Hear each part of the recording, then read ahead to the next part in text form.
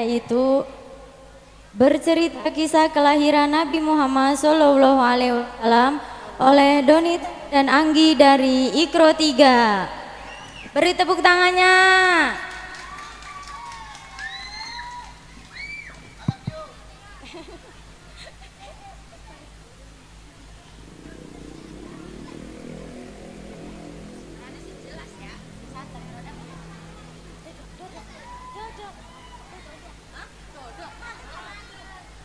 Pada kesempatan kali ini kita akan menceritakan mengenai kisah yang sungguh luar biasa. Namun sebelum kita mulai bercerita, alangkah baiknya kita bertepuk tangan bersama-sama terlebih dahulu.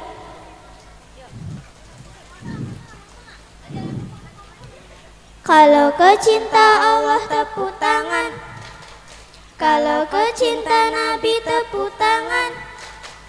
Kalau kau cinta Allah, kalau kau cinta Nabi, kalau kau cinta Islam ucap salam. Assalamualaikum warahmatullahi wabarakatuh.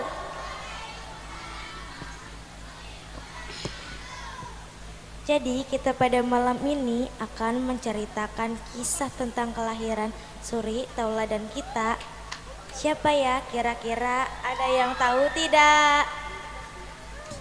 Ya benar sekali, kisah kelahiran Nabi Muhammad Ya kelahiran sekali Nabi Muhammad SAW.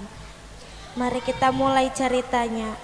Pada zaman dahulu, Makkah yang semula hanya ditinggali oleh Hajar dan Nabi Ismail, seiring berjalannya waktu berubah menjadi negeri yang sangat besar berkat doa Nabi Ibrahim.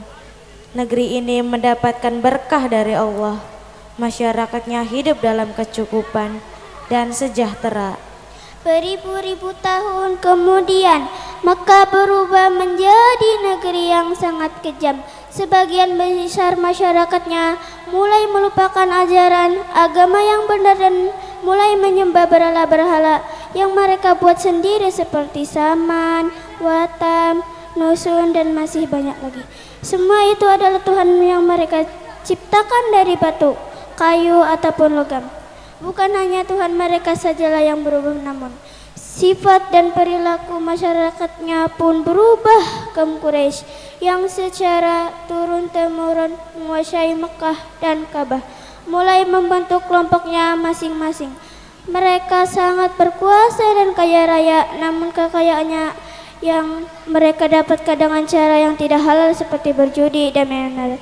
Ayo cepat bawa kemari minumannya, kerongkongan aku rasanya kering sekali. Sabarlah sedikit kawan, bagaimana kita berjudi sambil minum? Tawaranmu sangat menggiurkan. Tentu aku tidak akan melewatkan kesempatan kali ini. Hai kamu yang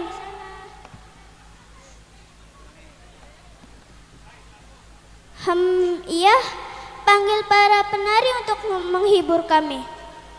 Baiklah. Jadi tidak hanya berjudi dan meminum arak, pencurian pun merampok juga hal yang sering terjadi. Sasarannya orang asing yang mereka temui di jalan. Kaum Quraisy menganggap harta adalah segalanya bagi hambanya. Yang tidak memiliki harta banyak, maka dialah akan menjadi pengikut. Demi kehormatan dan kedudukan mereka rela menghalalkan berbagai cara. Karena itu pula mereka sering terlibat perselisihan yang kadang-kadang menimbulkan perang antara saudara. Zaman di mana kaum Quraisy hidup dengan sangat kejam disebut dengan zaman jahiliyah. Pada zaman itu ada seorang wanita solih bernama Aminah dan suaminya bernama Abdullah. Pada saat Aminah mengandung, sang suami jatuh sakit dan akhirnya meninggal dunia. Aminah merasa sangat sedih karena harus hidup sendirian. Aminah pun berkata, "Wahai bayi yang ada di dalam kandunganku, semoga kelak kau tumbuh menjadi orang yang bermanfaat bagi sekitar seperti mendiang ayahmu, walaupun kalian belum bertemu." Pada suatu malam, Aminah bermimpi melihat bulan jatuh di pangkuannya. Menurut ahli tafsir, mimpi mendatangkan bahwa kelak anak yang dikandungannya akan menjadi anak yang dermawan. Makkah dan Ka'bah semakin ramai dan berkembang. Orang dari segala penjuru selalu berkunjung ke Makkah untuk beribadah dan berdagangan. Pada saat itu dipimpin oleh Abdul Muthalib, ayahanda dari Abdullah. Kemajuan Makkah membuat Abraha, gubernur di Yaman, merasa kesal. Ia telah membuat rumah ibadah yang jauh lebih besar dan lebih megah daripada Ka'bah. Namun tidak ada satupun orang yang mau beribadah di Yaman. Lalu Abraha memerintahkan seluruh pasukannya untuk bersiap-siap menyerang Mekah dan Ka'bah. Abraha dan pasukan bergajahnya menyerbu Mekah dengan penuh kesombongannya. Ketika akan menghancurkan Mekah, tiba-tiba datang burung ababil. Burung-burung itu membawa batu-batu berapi. Kemudian batu-batu itu dilemparkan ke arah gajah-gajah. Pasukan Abraha dalam sekejap berhasil dikalahkan dan Ka'bah pun dapat diselamatkan. Tahun itu pun disebut dengan tahun gajah. Pada tahun itu pula Aminah melahirkan putranya. Ia memberikan nama Muhammad, sebuah nama yang tidak lazim untuk anak-anak kaum Quraisy. Ia adalah Nabi Muhammad terakhir yang diutus oleh Allah Subhanahu wa taala. Ia dilahirkan pada hari Senin 12 Rabiul Awal tahun gajah.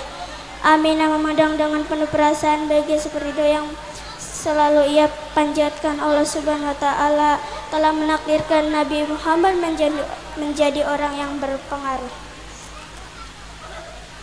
dalam mengubah sejarah dunia seperti yang disebutkan dalam Al-Quran surat Al-Anbiya ayat 107 yang berbunyi, dan tidaklah kami mengutus kamu Muhammad melainkan untuk menjadi rahmat bagi semesta alam.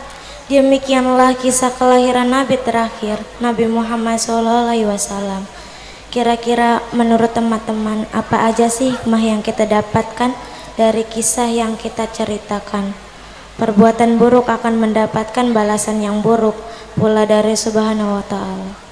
Seperti menyerang pasukan gajah Abraha oleh burung ababil, utusan Subhanahu wa ta'ala. Jangan terlalu larut dalam kesedihan, karena semua yang bernyawa akan mati dan digantikan oleh generasi baru, seperti kelahiran Nabi Muhammad SAW. Yang kita menjadi, sebelum kita tutup, kita bernyanyi bersama-sama. Siapa yang cinta pada nabinya, pasti bahagia dalam hidupnya. Muhammadku, Muhammadku, dengarlah seruanku. Aku rindu padamu Muhammadku. Kau agarkan hidup ini untuk saling mengasihi. Tanamkan sejak dini hati sejak dini. Ya Rasulullah, salamun alaihi ya Rafi'ani wal Qaraji. Sampai berjumpa lagi teman-teman. Wassalamualaikum warahmatullahi wabarakatuh.